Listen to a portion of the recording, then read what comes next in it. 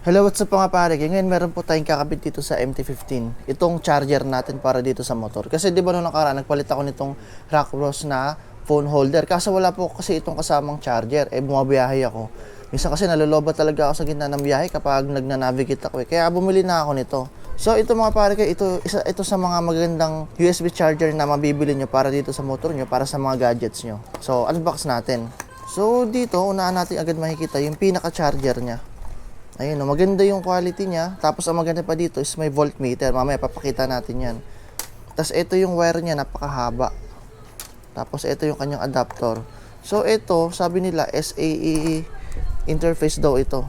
Kapag mayroong ganun yung mga sasakyan nyo or motor nyo. Pero dito kasi wala. Kaya ito, irerekta ko na to sa ignition ng motor. Tapos ang maganda pa dito, mayroon siyang fuse. Yan, ini-screw siya. Para if ever na magkaroon ng short circuit, ito, hindi siya tutuloy o masusunog yung motor natin.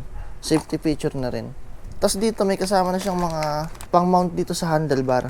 Mamaya papakita ko sa inyo kung paano siya ikabit. Tapos dito sa loob, ayan, manual. Dito naman meron siyang kasamang manual o instruction kung paano ito i-install yung wiring niya. Ayan, may nakalagay dito positive, negative. So dito naman Chinese character, hindi natin mabasa, kaya ito yung kabila.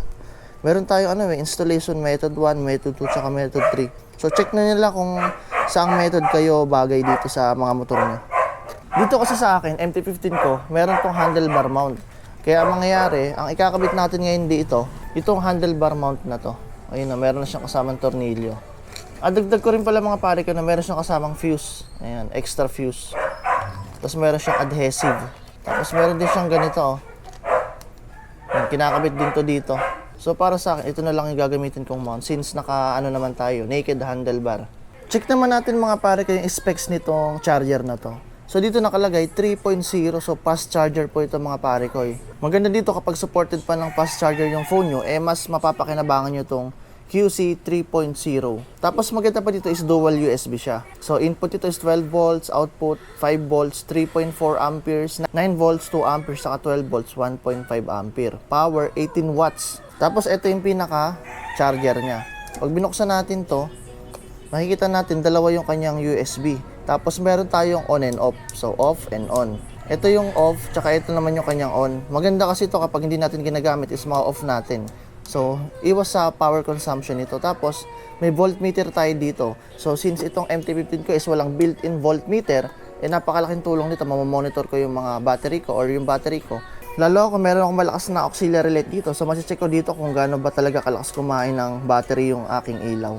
Pero so far naman okay naman, hindi naman siya ganun katakaw. Pero at least dito na monitor natin yung health ng battery natin. So ngayon, ang gagawin natin ngayon ay ikakabit natin ito sa may handlebar para iwas gas-gas dito sa ating bakal.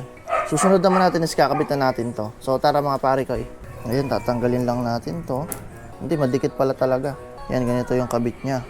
Hindi siya ganung mayayakap yung handlebar pero okay lang. At least, mas maprotektahan yung paint dito.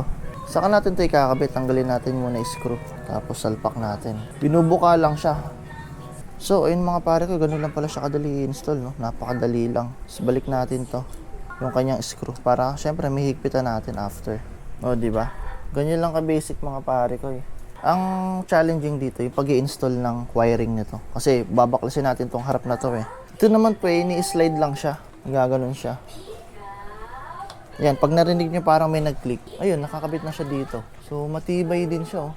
Tapos itong build na to, plastic. Tapos ito goma. Ayan.